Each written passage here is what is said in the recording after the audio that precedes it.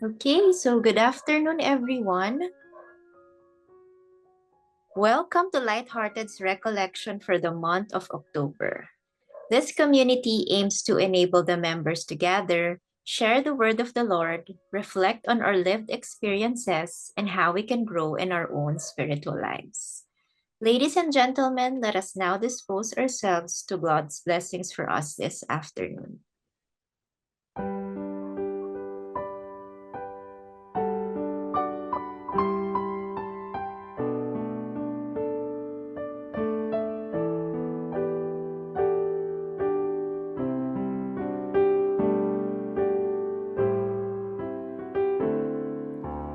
All that I am sings of a God who brings new life to birth in me.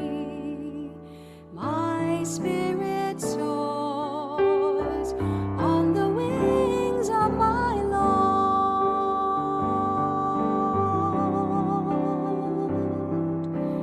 All that I am sings of the God who brings new life to birth in me. My spirit soars on the wings of my Lord. My soul gives glory to the Lord, rejoicing in my saving God. Who looks upon me in my state, and all the world will call me blessed. For God works marvels in my sight, And holy, holy is God's name. All that I am sings of the God who brings new life to birth in me. My spirit soars on the wings of my Lord. God's mercy is from age to age on those who follow in fear. Whose arm is power and strength, and scatters all the proud of Who heart. cast the mighty from their thrones And raises up the lowly one. All that I am sings of the God who brings new life to birth in me. My spirit soars on the wings of my Lord. God fills the starving with good things, the rich are left with empty hands. Protecting all the faithful ones, remembering Israel with mercy. The promise known to those before and to their children forever. All that I am sings of a God who brings new life to birth in me. My spirit soars on the wings of my Lord.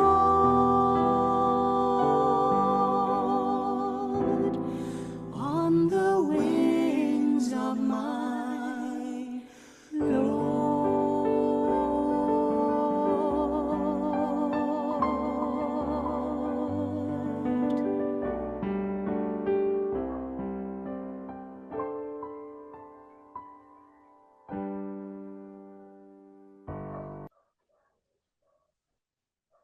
Our recollection this afternoon is entitled Mary, the Unassuming Missionary, to be facilitated by none other than a Don Bosco priest, Father Francis Bustillo. It's our pleasure to welcome a new facilitator to the Lighthearted community. Now, without further ado, let us welcome Father Francis.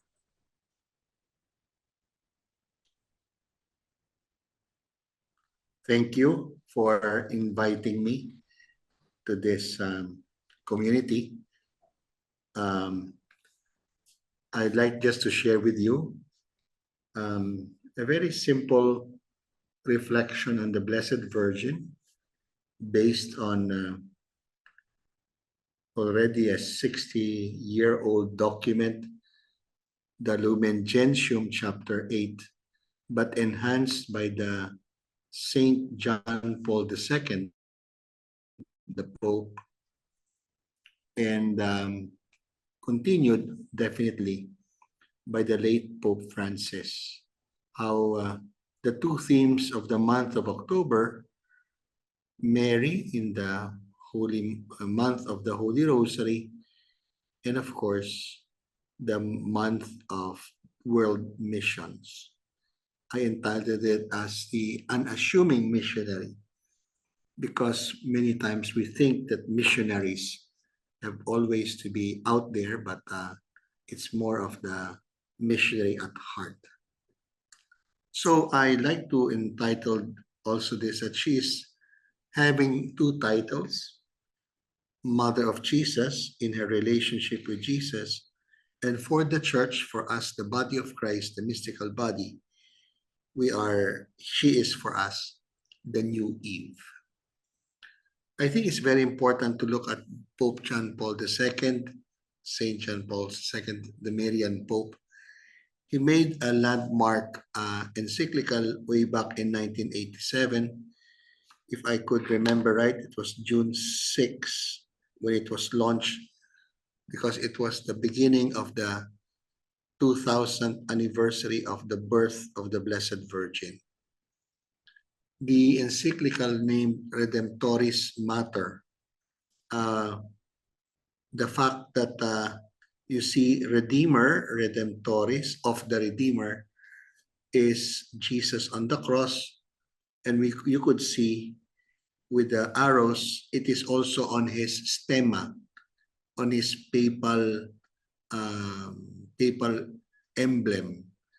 So the cross, the huge cross, and the M is the mater, the mother, beneath the cross. And so you can imagine that this is more of a personal letter of experience of who is the mother of the Redeemer to John Paul II. It even emblazons the title as part of his emblem. Now, as I said, it is the 2000th anniversary of her birth because she got pregnant at the age of 13. So 2000, the year 2000 being the 2000th anniversary of the birth of the Messiah, if Mary became pregnant at that time, so minus 13, 1987, when this is the 2000th year of her birth. It's interesting how this encyclical comes up with something that is not usual, the Annunciation of the Blessed Virgin.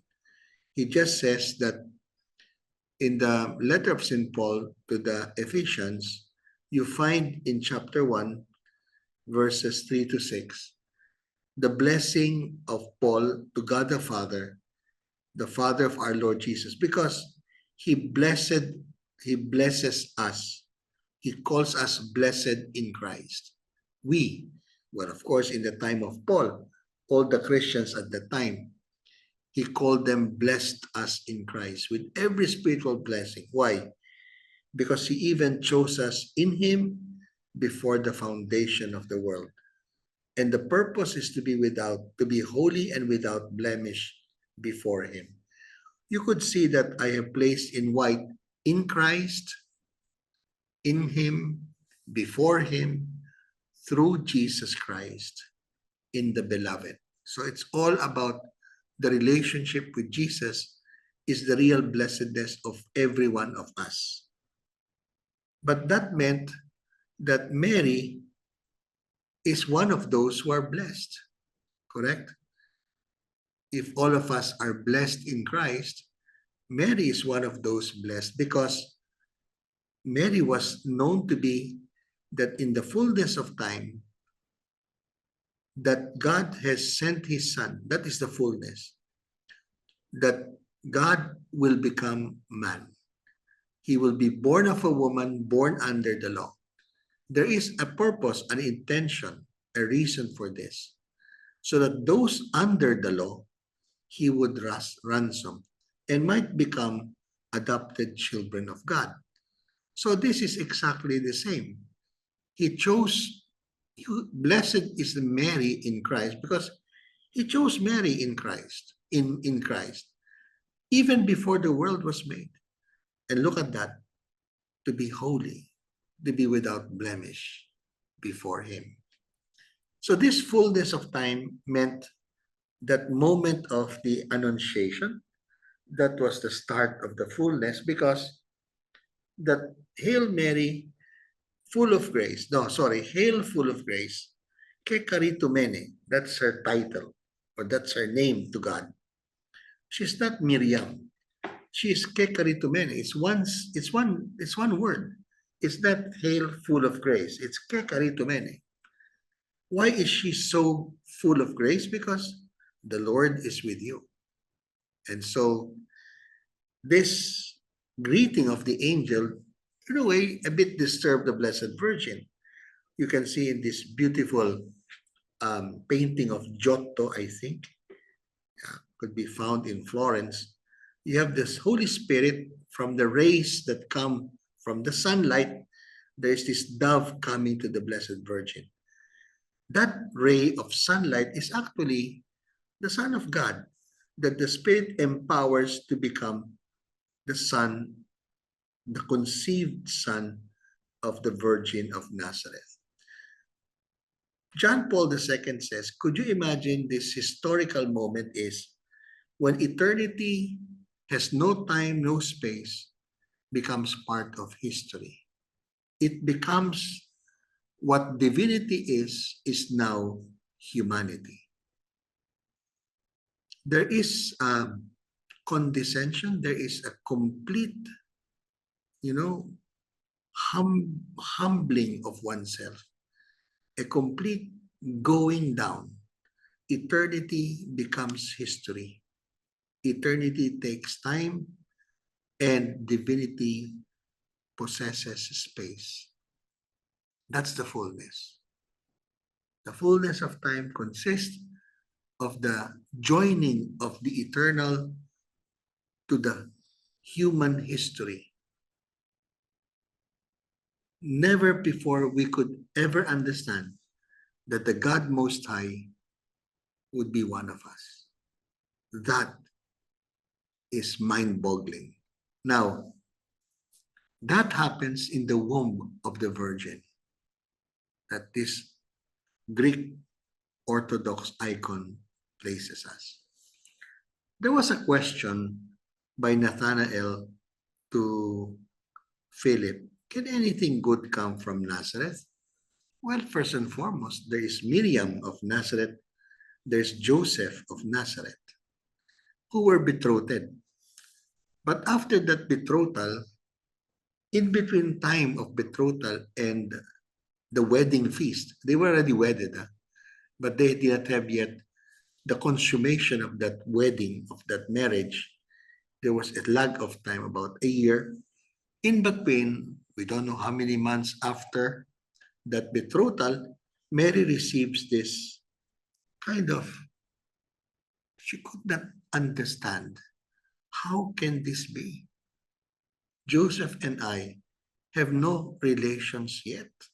In fact, this is the time that is so sacred that we have to prove to each other that we are faithful even if we are not together, though married. But as you know, that is exactly what the Lord asked permission. Can you bear my son in your womb? Only by the power of the Spirit. What Adam and Eve, you could see at the background, turned their faces and rejected the proposal of God not to eat of the fruit, but they took it still. Mary instead accepted, turned towards God and said, let it be done to me according to thy word. Tara, let's go. And what is this let's go? She made a journey with God. She journeyed with God. Geographically, it was from north to south, so therefore down south. She was in Galilee. She had to go to Judea, where she would find her cousin Elizabeth. these two pregnant women with the joy of having life in their womb. But it is this Elizabeth that would be filled with the Spirit. Why should the mother of my Lord come to me? This is strange. This is very abnormal that the mother of the Lord is the one to come and serve me. So actually, that geographical going down of the Blessed Virgin as the handmaid of the Lord, no, from M to Elizabeth, became an inward journey. That condescension became, whoever humbles himself will be exalted by God. All generations to come will call me blessed. After 3 months, after the birth of John the Baptist, Mary returns to Nazareth. And you can imagine, there was a bump. And Joseph himself says, ano to? Ano nangyari? So you could look at these different reactions of the face of Joseph. Pagkita niya, napatingin siya sa malayo. He started to think with eyes downwards and was feeling very bad. Ano to? She leaves Nazareth on haste without telling me anything. She comes home with the baby in her womb. She might have been confronted, we do not know. But when Joseph finally decided, because he was an upright man, he would follow the law of Moses no matter how he loves his wife, Mary. But you know, he really loves Mary. So not wanting to disgrace her, wanting to spare her from disgrace, he decided to divorce her informally. He already made up his mind to do this. You know, I always jokingly, but I think it is not a jest, but a serious thing. Many of the Filipinos, when they recognize something difficult to face in the family, they become OFW. So maybe in jest, but maybe that's the truth. Joseph said, aalis na lang ako. So that nobody can ask me and I would not have to tell a lie. Magsa-Saudi na lang ako. But then comes this dream. Son of David, do not be afraid to take Mary home as your wife. She has conceived what is in her by the Holy Spirit. She will give birth to a son. You are to name him Jesus, because he is the one to save his people from their sins. So sabi sa kanya, iuwi mo na ang asawa mo. Take her to your home. Huwag niyo nang pag-isipan pa ang wedding party. Bring her to your home. And Joseph woke up, did what the angel of the Lord told him. He took his wife to his home and named the child Jesus later on. So tara, let's go. They went down to Judea because of the census, and lo and behold, he had the privilege to see the Son of God born human.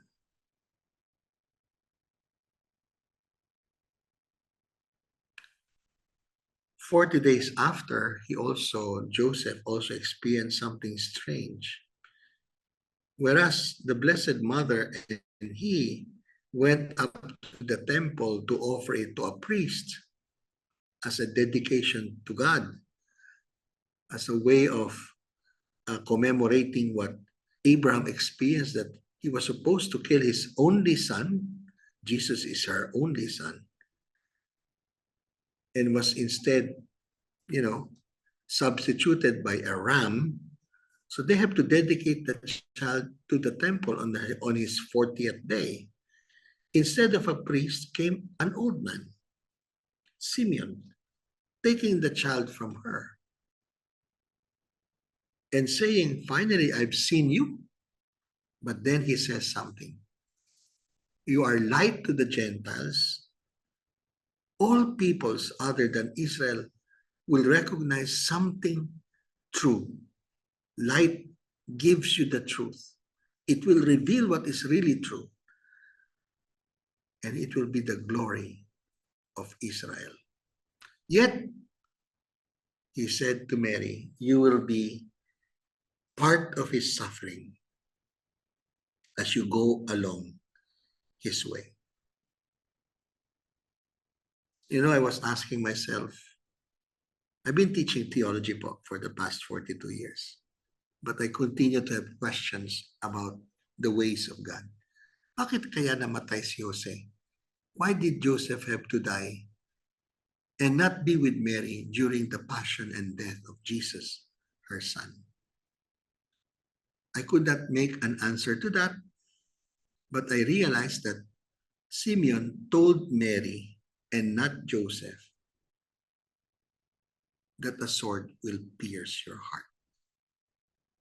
The first sword or the first sorrow of Mary, 7 sorrows, was the visit of the Magi that brought, confusion and surprise and even now threat and anger on King Herod the Great.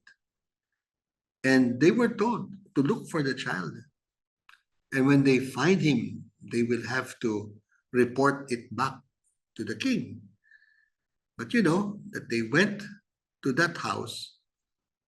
It seems here they're talking about, again, seeing him in Bethlehem in the manger. That's not true. In the scriptures, it says they found Mary and her son, Jesus, in a home. And where was Joseph? Must have been already working. It's already tapos na yung Christmas night. And when the census was done, they had a place to stay. It's the town of Joseph, being the clan of David. So they left their gifts of frankincense, gold, and myrrh. And when Joseph must have come from work, Sephoris they call it, some quite far, no? So at the weekend when Joseph rejoins his wife and son, he said, may bumisita ba sa atin? Said, yes. And that same night, he dreamt that he had to flee with his wife's son. Alam niyo, sabi niya, ba't ka nagpabisita? Hindi mo na sila kilala. In jest again, I would say, sasabihin siguro ng Blessed Mother, don't worry, Joseph. Yung dinala nila, napakamahal yan. So meron tayong ayuda to start with in Egypt. The second sorrow was when he returned already, because Herod the Great has died, the threat was gone, and they went for a Passover in Jerusalem. But Jesus, 12 years old, a child, did not ask permission. If he were 13, he could be on his own, but at 12 years old, he needed to say, I'm not joining you back home. And so they looked for him for 3 days. That was the second sorrow of the Blessed Virgin, losing her son. Where were you? We were looking for you. Why? Why did you do this? And he said, why were you looking for me? Am I not supposed to be in my father's house? Not understanding what he said is the second sorrow of the Blessed Virgin.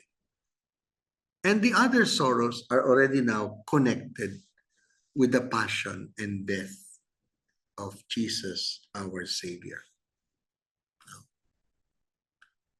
I think one of the passion narratives there is when she met him along the way to Calvary, the 4th station, when she stood beneath the cross and he was crucified. That's number 4.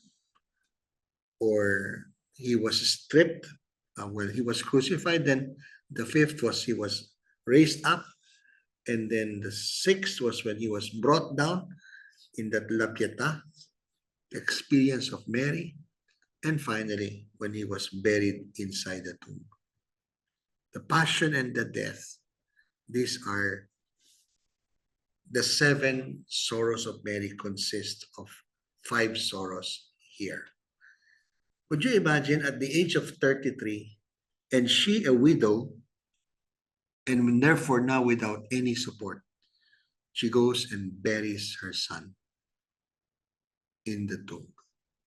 Can you just imagine, sisters and brothers, the feeling of a mother to bury her son at so young an age? And yet, she accepted. Must have been the same words. Let it be done to me according to your word. Imagine from Nazareth, from light into darkness. From Nazareth to Golgotha, she experienced, as according to Pope John Paul in his letter, a journey into the darkness. As she journeyed with her son from birth to the threat of death, flight to Egypt, to losing him for 3 days, then finding herself accompanying him along the way of the cross, finding him stripped down and nailed on the cross, and then brought down rather, and then buried. That was the darkest moment of Mary's life. See? Prophecy of Simeon, flight into Egypt, losing Jesus, walking to Calvary, seeing Jesus crucified, clasping the lifeless body, and Jesus being laid in the tomb. These are the 7 sorrows of the Virgin. This could have been her prayer.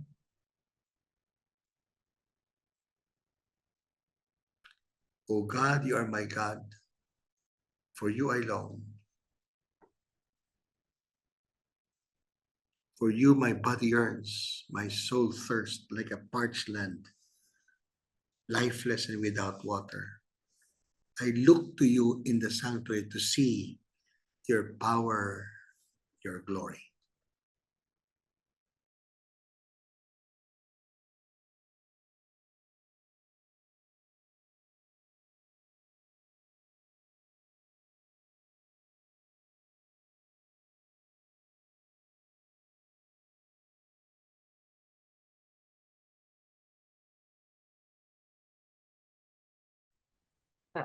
Father, I think you're on mute. Oh yeah, Father, na-mute. Sorry. Si Father. Sorry. Just imagine that in the mysteries of the Holy Rosary, from joy to light, but then to sorrow, darkness, you think the light about Jesus' preaching, making miracles, was already the it of the Lord and the experience of the Blessed Mother of this Most High, Son of the Most High God. No, it goes into the sorrow, the darkness, because the glory is a far greater light. It's not just light, it's glory. It's God. Glory be to God, the Father, the Son, and the Holy Spirit. So therefore, what we have now is a reflection on this lifespan of the Blessed Mother. She was courted by God. No? And even God humbly waited if she would reply. God respected her freedom. That's why I told you she was probably 13 when God courted her. Because by that age of passage from childhood, she was now an adult. Paano siya naging adult? Regla. She started to have mens. And so she can conceive. And that's when God says, can you become the mother of my son? That's her blessedness. She was chosen. May you be the mother of my son. She was chosen by God. No other woman would have that fortune and blessedness. But her blessedness consists as well on responding to the call, heeding the request, and humbly accepting it. So Mary is blessed twice. I mean, the sense that one from above, because of the call, of the choice, we call it her vocation, but you cannot be blessed from above unless you accept it. You heed the request and say yes. So the choice of God is also choosing God. Just as she will be the mother of the Lord, she would accept to be the child of God. Obedient, obedient, choosing God. So chosen, but choosing. These are the reciprocal polarities of blessedness. No one is blessed by God alone. We are blessed as well when we respond. It takes two to tango, the divine and the human. So while God chose her as the mother of her son, she chose God and becomes the daughter of her Lord.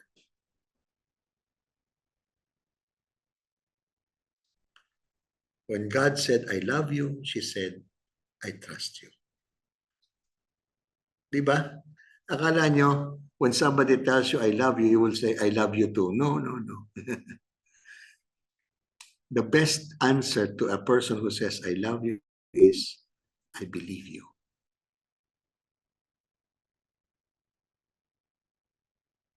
Yun ang tamang sagot. You can give me all the flowers, all the chocolates, even the diamond ring. But if I don't trust you, nothing happens with your love. And yet, she said, I believe you. Beauty. So, she followed her son unto death, and for which she also followed him into life eternal. So just as she joined her son in his death, he joins him now. As Jesus is ascended into heaven, she is assumed into heaven. And just as Jesus is made King of heaven and earth, Mary is crowned into glory. What makes Mary the unassuming missionary? Very simple. Out of love, in great humility, accepting day to day in the journey of darkness into glory. Day to day, she accepted what God wanted to do. I think the Blessed Virgin as a missionary is really the model of Saint Therese of Lisieux. She never stepped out of her convent in Lisieux in France, and yet she's the patroness of the missions. How come? Because she offered everything of the daily life, especially her suffering and her being bedridden. She offered it for the sake of the growth of the kingdom. The Blessed Mother never stepped out to do mission in the sense of preach, even make disciples and baptize. The Blessed Mother remained and was asked to wait. And according to Blessed Anne Catherine Emmerich, she stayed in Ephesus and waited because the apostles, after preaching, getting tired, they needed that consolation of being with a connection with the Jesus they knew, who is now ascended into heaven, is the Blessed Virgin. And you know that they found out in the house of Ephesus, the original, there was a kind of a hole, a kind of a dip inside the house in the main, we could say, the main sala. It was meant to put the charcoal and make fire so that they would feel the warmth, especially during winter. And they would listen to the stories of the mother of the Lord, especially the stories that she endured starting from the Annunciation until the burial and, of course, the resurrection and ascension of her son. It is purportedly known that Mary stood as the woman waiting for the missionary apostles to come to her to console them by her stories of the fidelity of Joseph, the fidelity of herself to whatever God asked of her. So she must have told her story of her passion, of her difficulties. And that assured the apostles in that period of persecution, everything will be okay. So it is said that if Jesus died at the age of 33 and Mary was 13, di ba, when she gave birth to Jesus, she was 46, very young. No, at that time, most died at the age of 40. But then she stayed on, they say, for another 20 years, more or less 20 years. For the new Israel, the young church, to have a woman, behold your son. And for them to say, yes, we have a mother. We're celebrating the feast of St. Luke today, no? And it is said that St. Luke can only have his infancy narratives from chapter 1 and 2 of his gospel because he had time with the Blessed Mother in Ephesus. Not just interviewing, even painting her face.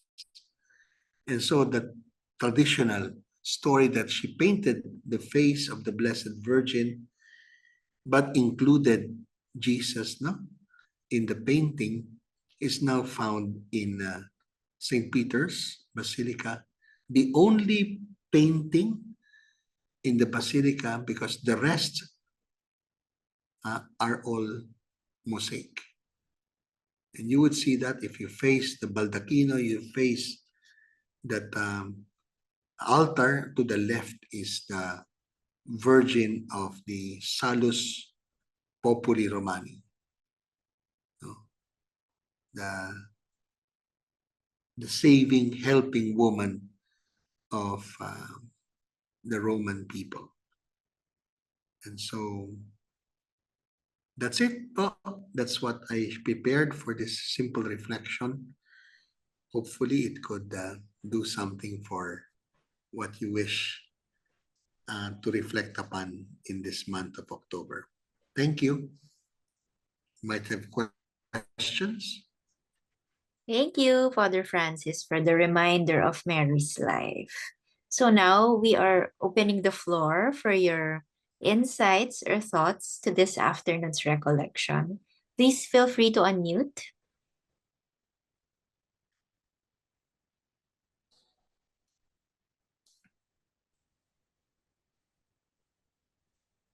Yes? Yes. Do we hear someone? Okay. Ma'am Marilyn, go ahead po. Thank you very much, Father Bustillo, for the very Yes. enlightening. It's like we're also in the same participating in the journey from the angel Gabriel announcing for the Annunciation, and Blessed Mother was initially hesitant, but then later on agreed. So I was always thinking she's not stubborn. She agreed. And then going through the different passions, we're always thinking that Mary, Blessed Virgin Mary, of course, was chosen, and then did not have, but she had to go through that also with the Son, Jesus Christ. And we like the mother going through the passion of what the son had done. And in spite of that, she did not like wallow in her misery, but still had like helping the apostles. Yeah, So she was not concentrating on herself, but still looking at the welfare of others. So Yes. it's like she's giving us a good example. Whatever we feel, just remember what she was doing. She buried her son, but she was True. helping the apostles. So True, Marilyn. Yeah. That's yeah. So that's why we appreciated it very much. So thank you for all the details. And then also the age. I didn't realize the age of 13 years old. So I thought it's 14. But anyway, so thank you very much. well, that's the calculation of the celebration of 1987. Let's see. Okay, Di ba? thank you for being our guest. Sa atin po, 1985. We had the National Marian Year in 1985, if you remember. And we celebrated that is the birth of the Blessed Mother she was 15. So if 85 plus 15 equals year 2000. So for us, hindi natin iskandalo mga Pilipino, 15 years old. You know, the insight of John Paul on the Blessed Mother really came from a very personal experience. He lost his mother at the age of 9. And I've heard about that. He had an older sister who died very, very young. He was not yet around. And he had an older brother who was already 21 when he was 9 years old. And so at the age of 9, they lost their mother. And the father, being a police sergeant, brought Edmund, that's the brother's name, and Carol, that's the original name of John Paul, Carol Wojtyła. They went to their town's shrine in the hill of Badovich, where there is a chapel. And outside the chapel is a huge cross. But that chapel is the chapel of the Blessed Virgin. So you could imagine the emblem is that he recalls that dedication of his father to him and his brother. He said to the Blessed Mother, he could recall, the father of Carol Wojtyła said, they have no more mother now. I'm a very active police sergeant, and I will be leaving them most of the time at home by themselves. Please be their mother. Totus tuus. They are all yours. All yours. And that stuck with John Paul. And so the chapel of the Blessed Virgin with a huge cross outside is exactly the emblem of the cross and the letter M. Sabi nga daw ng ibang kardinal, ano yan, McDonald's? And yet, that is a very personal situation. So, you know that when he came to the Philippines in 1981, if you remember, he came here for quite some time. Huh? He was able to go to Iloilo, even went to Davao, diba? He was all over. But after he went to Rome in May 13, he was shot. No? There was an assassination attempt of 1981. I remember this because I was sent to Rome to study in 1981. So I never experienced the Wednesday audience. He was recovering kasi. So I was only there. Never knew what was the Wednesday audience because that Wednesday audience in the square of St. Peter was almost fatal. In 1982, May 13, he went to Fatima on a personal pilgrimage. The bullet that was taken from his body, he placed, and today is still in the crown of the Virgin of Fatima, 1 year after. He was felled by a bullet on the first apparition of the Blessed Mother at Fatima, May 13, 1917. And you know what happened is this. If 1985, we had the National Marian Year, and there were almost 2 million in Luneta at Quirino Grandstand. By 1986, we had the EDSA revolution. Correct? In 1987, with the International Marian Year, it concluded in 1988, August 15. That was the feast of Russia's first baptism. Christianization came to Russia in 988 with the baptism of the Emperor Vladimir. You baptize the head, diba, of the child, you baptize the whole body. You baptize the emperor, you baptize the Tsar, you baptize the whole population. So just as like Humabon was baptized, practically that was the baptism of the Cebuanos, of the Filipinos. Anyway, they thought, Pope John Paul thought he could be invited and to consecrate Russia to the Immaculate Heart because of Fatima. But then he was not allowed. Instead, you know who was invited to Lithuania to celebrate that 1000th anniversary of Christianity in Russia? It was not yet divided. There was still USSR. It was Cardinal Sin. And when Pope John Paul asked Cardinal Sin to report to him before going back to Manila from Lithuania, I don't know, because this is Father Arevalo, the Jesuit Father Arevalo, my very good mentor and friend. He told us when the Pope asked him, because he was accompanying Cardinal Sin in Lithuania, when the Pope asked him, how come they accepted you in Lithuania and not me? How come the first cardinal outside they call it iron curtain, no?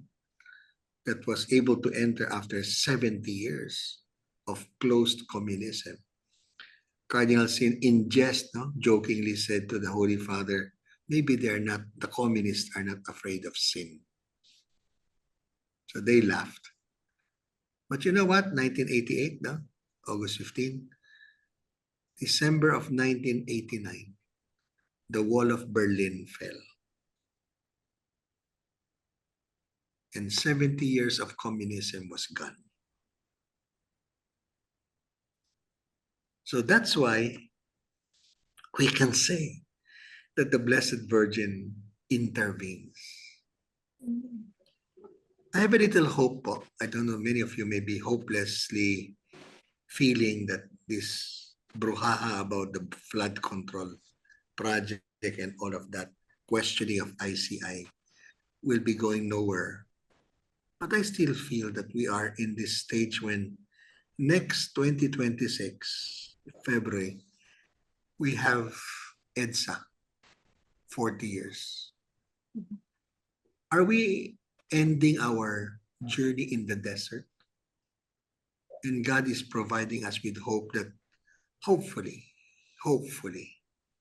something happens within these months of wearing white in October and November every Sunday. Is it only that we pray, or shall we take to task our citizens' rights that we will have to ask our legislators and senators, even the president, to change their hearts and change their minds? Do you know, I was just thinking myself, if we have a $230 billion, no, that we owe, that's our debt, $230 billion. And we are only 117 million people. Could you imagine how much each of us in dollars, no, in dollars, owe? Our children included, the infants being born, $230 billion as debt. You know how much was the taking away in the flood projects of the Filipino taxpayer, tax money? 1.3 trillion. So I don't know how you could exponentially say, I think with 60 pesos per dollar, if you divide $230 billion divided by 30, multiply it by 30, Could you imagine that 1.3 trillion is just about nearly 1/10 ba? Or is it exactly? You know, we have the money. We have the money. But we are not ourselves as citizens taking care of it. We have. We are not a poor nation. Please convince yourselves. Now, the hope is, I have a hope that like the Blessed Mother who can listen and humbly accept in her littleness the way of God, I still believe every human person, be it Rodrigo Duterte, Sara Duterte, BBM, or Chis Escudero, or whoever they are, even Saldico, Bryce Latna, whatever, they have that little voice of God within. I still hope and believe God is in charge. Yeah. When will they accept? I hope, for the sake of our children and grandchildren. Yeah.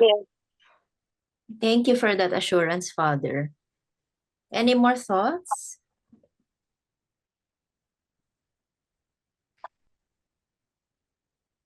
I hear someone. Is there anyone else who'd like to share?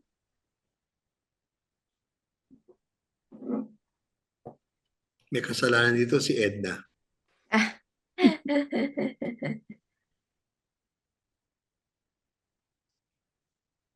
Okay, so we can wrap up the recollection now. So to summarize, our recollection allows us a glimpse of our relationship with the Lord through Mary. Fullness of time meant the divinity becomes humanity. History becomes eternity through Mary. Mary journeyed with God, and Mary humbled herself. Her relationship with Jesus had its fair share of sorrows.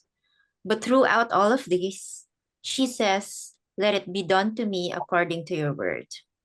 From Nazareth to Golgotha, from light to darkness to glory. Mary was courted by God. Mary's blessedness was that she was chosen by God. This also represents her acceptance. Choice of God is also choosing God. The union of the divine and the human. What makes Mary the unassuming missionary? Out of love and great humility, she accepted in the day-to-day what God wanted her to do. So let this be a reminder for all of us this evening. Thank you once again to Father Francis for facilitating the recollection and to all our participants. Announcements. We invite you to a prayer gathering on November 8th. We will send out the gospel reading in advance for you to reflect on before the session. While our next recollection will be on November 15, Saturday. The recollection will be facilitated by Father Kenneth Centeno, and we hope to see you by then. In the meantime, we wish everyone a blessed All Souls and All Saints Day in the upcoming weeks. Again, thank you all and good evening. Thank God bless you. Thank you, Father. Thank you, Lighthearted. Thank you.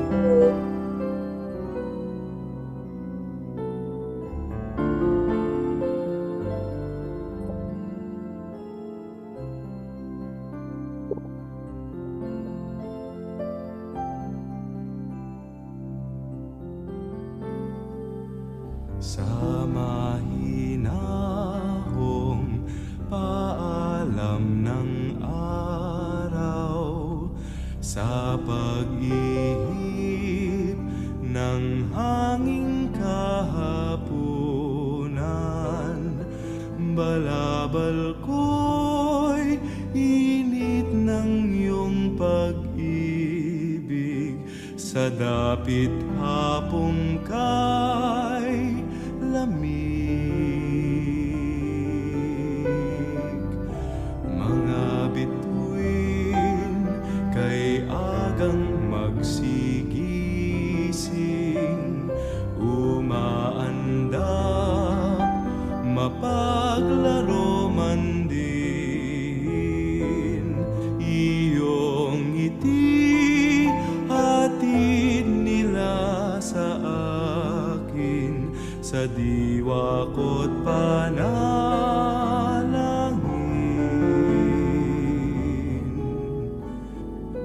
Puso ko'y pahimlayin, inay, upang yaring hamog ng gabing tiwasay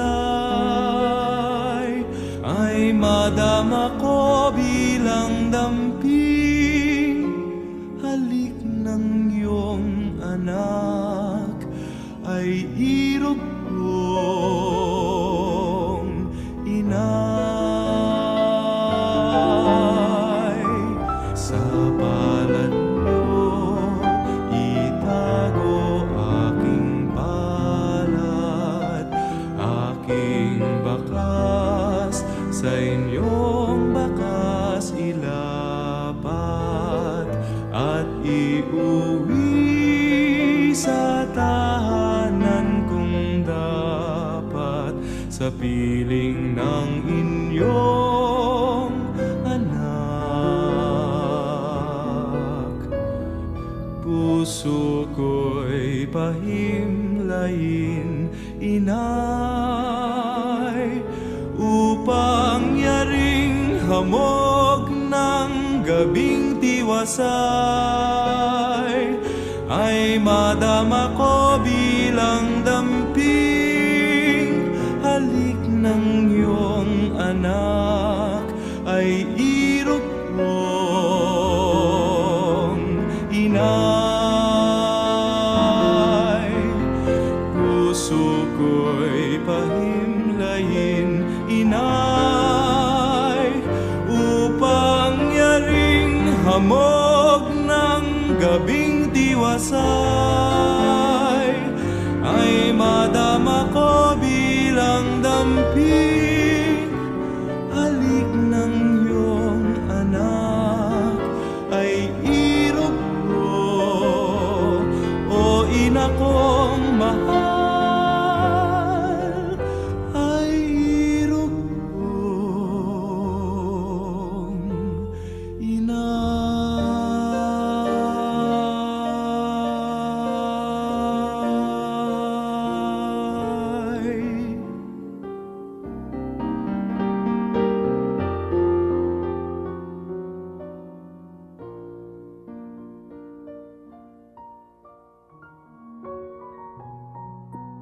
Thank you po ulit. Thank you.